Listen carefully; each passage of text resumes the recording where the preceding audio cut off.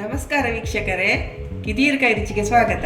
ಇಂದಿನ ಕಿದೀರ್ಕಾಯಿ ರುಚಿಯಲ್ಲಿ ನಾವು ಪೈನಾಪಲ್ ಮೆಣಸ್ಕಾಯಿ ಮಾಡುವ. ಅದಕ್ಕೆ ಬೇಕಾಗಿರೋ ಸಾಮಗ್ರಿಗಳು: ಒಂದು ಸಣ್ಣ ಪೈನಾಪಲ್ ಕಟ್ ಮಾಡಿ ಇಟ್ಟಿದ್ದೇನೆ. ಈ ಥರ ಸಣ್ಣ ಕಟ್ ಮಾಡಿ ಇಡಬೇಕು. ಆಮೇಲೆ ಅದಕ್ಕೆ ರುಚಿಗೆ ತಕ್ಕಷ್ಟು ಬೆಲ್ಲ ಸ್ವಲ್ಪ ಜಾಸ್ತಿನೇ ಇರಬೇಕು, ಕಮ್ಮಿ ಕೂಡ ಹಾಕ್ಕೊಳ್ಬೋದು. ಆಮೇಲೆ ಉಪ್ಪು, ಹಸಿ ತೆಂಗಿನಕಾಯಿ, ಉದ್ದಿನಬೇಳೆ, ಎಳ್ಳು, ಕಪ್ಪು ಎಳ್ಳು ಕೂಡ ಆಗ್ಬೋದು, ಬಿಳಿ ಕೂಡ ಆಗ್ಬೋದು, ಕೆಂಪು ಮೆಣಸು, ಆಮೇಲೆ ಜೀರಿಗೆ. ಒಗ್ಗರಣೆಗೆ ಸಾಸಿವೆ, ಉದ್ದಿನಬೇಳೆ, ಜೀರಿಗೆ, ಕರಿಬೇವಿನ ಎಲೆ, ಬೇಕಾದರೆ ಹಸಿ ಮೆಣಸಿನಕಾಯಿ, ಸ್ವಲ್ಪ ಇಂಗು. ಈಗ ಮೊದಲಿಗೆ ಈ ಎಳ್ಳನ್ನು ಒಂದು ಚಮಚ ಎಳ್ಳು, ಅದನ್ನು ಸ್ವಲ್ಪ ಪರಿಮಳ ಬರುವ ತನಕ ಹುರಿದುಕೊಳ್ಳುವ. ಹೀಗೆ ಅದು ಸಿಡಿಯುತ್ತದೆ. ಆವಾಗ ಈ ಥರ ಸಾಕು. ಸ್ವಲ್ಪ ಪರಿಮಳ ಬಂದರೆ ಸಾಕಿದು ಎಳ್ಳು ಹುರಿದ ಪರಿಮಳ. ತೆಗೆದಿಟ್ಕೊಳ್ಳುವ.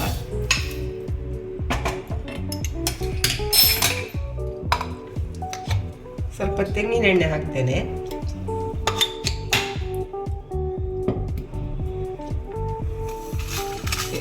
ನಾಲ್ಕು ಕೆಂಪು ಮೆಣಸು, ಆಮೇಲೆ ಉದ್ದಿನಬೇಳೆ, ಸ್ವಲ್ಪ ಜೀರಿಗೆ.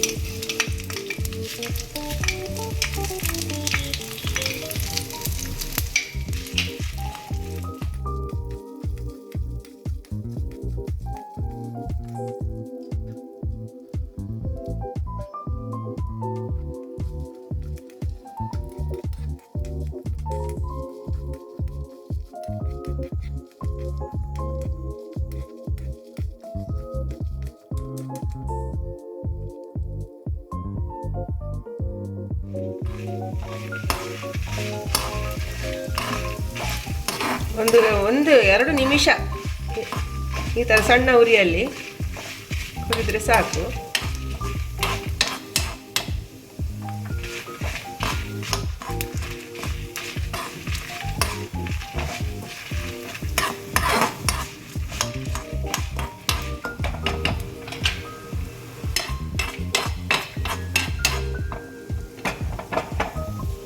ಎಣ್ಣೆ ಇದರ ಒಟ್ಟಿಗೆ ಹಾಕುವ.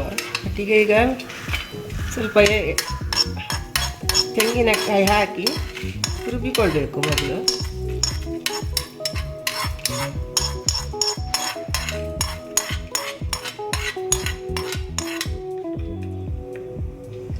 ಇದಕ್ಕೆ ತೆಂಗಿನಕಾಯಿ ಕೂಡ ಹಾಕುವ.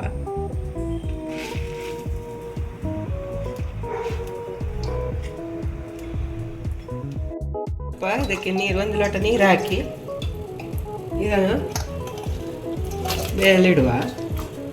ಪೈನಾಪಲ್ ಅನ್ನು ಸ್ವಲ್ಪ ಉಪ್ಪು ಹಾಕಿ, ರುಚಿ ನೋಡಿ ಉಪ್ಪು ಹಾಕಿ. ಈಗ ಸ್ವಲ್ಪ ಹಾಕಿದೆ.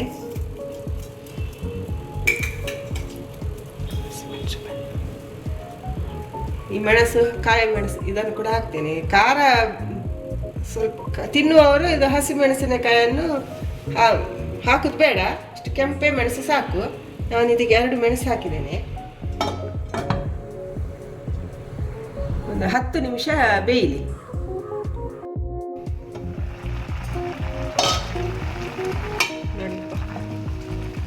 ಪೈನಾಪಲ್ ಈಗ ಈ ಟೈಮಲ್ಲಿ ಸ್ವಲ್ಪ ಬೆಲ್ಲ ಹಾಕುವ.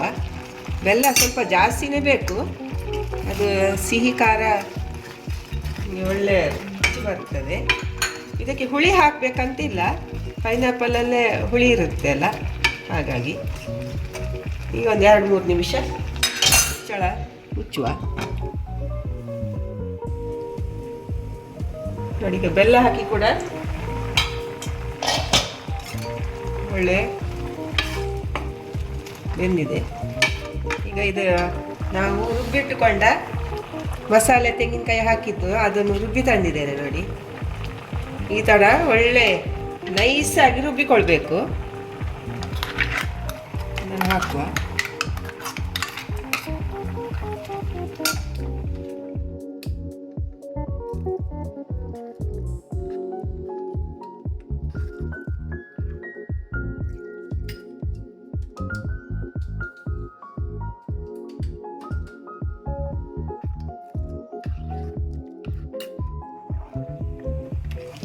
ಒಂದು ಲೋಟ ನೀರು ಹಾಕ್ಬೋದು ರುಬ್ಬಿದ ಮಿಶ್ರಣಕ್ಕೆ.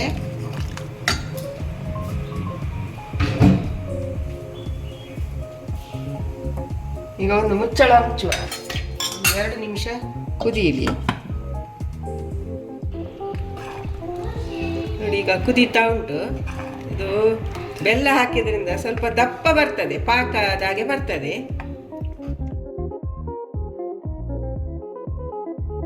ಈಗ ಅದಕ್ಕೆ ಒಂದು ಒಗ್ಗರಣೆ ಹಾಕುವ. ಮೊದಲಿಗೆ ಎಣ್ಣೆ ಇಟ್ಟೆ. ಈಗ ನೆಲಗಡಲೆ ನಾನು ಆವಾಗ ಹೇಳಲಿಲ್ಲ, ಈಗ ಬೇಕಂದ್ರೆ ಮಾತ್ರ ಹಾಕ್ಕೊಳ್ಳಿ. ಈಗ ಮದುವೆ ಮನೆಯಲ್ಲೇ ಗೊಜ್ಜ ಮೆಣಸ್ಕಾಯಿ ಎಲ್ಲ ಮಾಡುವಾಗ ನೆಲಗಡಲೆ ಹಾಕ್ತಾರೆ ನೋಡಿ, ಆ ಥರ ಆಪ್ಷನ್ ಅಲ್ಲ, ಬೇಕಾದರೆ ಮಾತ್ರ ನೆಲಗಡಲೆ ಹಾಕ್ಕೊಳ್ಳಿ. ನಾನು ಹಾಕ್ಕೊಂಡಿದ್ದೇನೆ. ಈಗ ಒಗ್ಗರಣೆಗೆ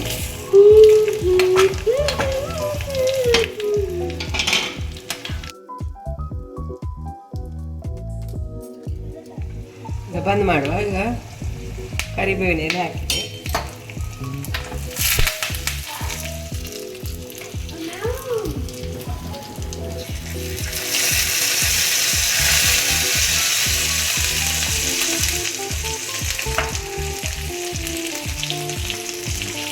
ಸ್ವಲ್ಪ ಕೊತ್ತಂಬರಿ ಸೊಪ್ಪು ಹಾಕಿದೆ ನಾನು. ಈಗ ರುಚಿಯಾದ ಪೈನಾಪಲ್ ಮೆಣಸ್ಕಾಯಿ ರೆಡಿಯಾಗಿದೆ. ಇದು ಚಪಾತಿ, ಅನ್ನ, ದೋಸೆ ಯಾವುದ್ರ ಜೊತೆನೂ ಕೂಡ ತುಂಬ ಚೆನ್ನಾಗಿರ್ತದೆ.